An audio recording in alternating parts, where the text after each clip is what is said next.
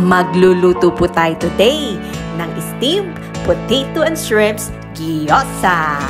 Umpisahan na po nating lutuin ang ating patatas. Magpainit na po tayo ng cooking oil and umpisahan na nating igisa ang ating garlic.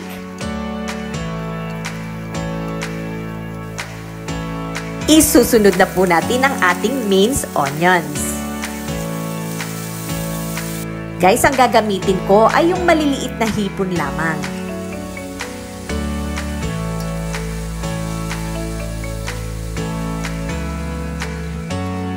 Maglalagay po tayo ng konting ground black pepper and salt.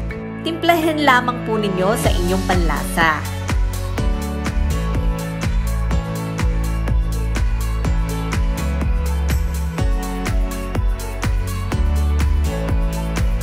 Maglalagay din po tayo ng spring onions at ng ating cilantro.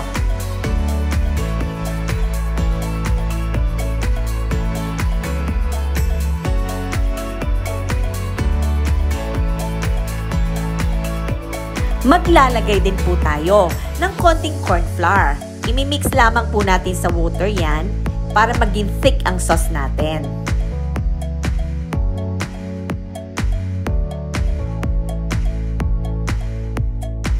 So, ang next na gagawin natin ay imamash lamang po natin ang ating patatas. And pagkatapos nun, maaari na po nating ihalo ang ating shrimps.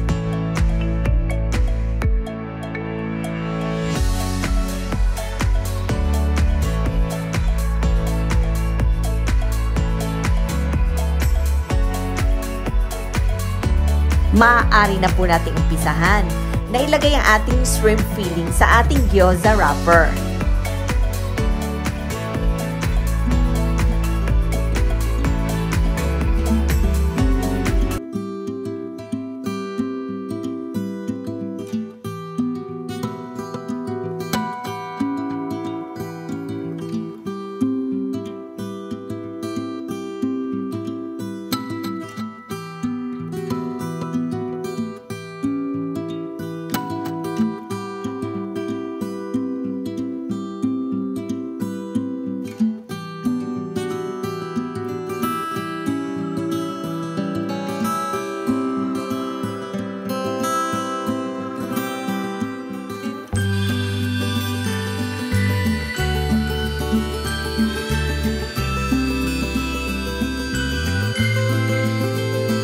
Habang ini-steam po natin ang ating gyoza, uumpisahan na po natin gawin ang ating dipping sauce. Maglalagay po tayo ng teriyaki sauce.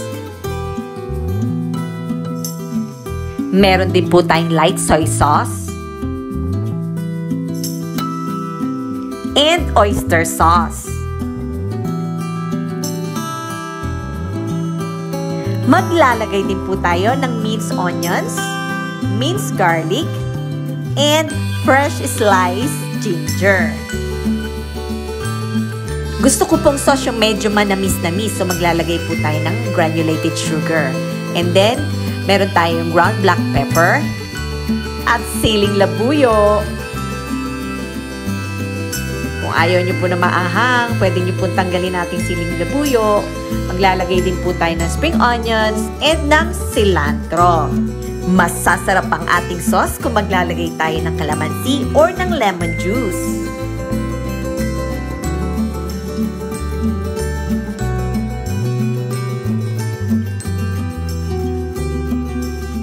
Hayan! Ready na ang ating gyoza! Enjoy! Kung nagustuhan niyo po ang ating video for today, mag-like and subscribe and tap niyo na rin po ang ating bell icon para ma-notify kayo ng susunod pa nating mga video. Thanks for watching!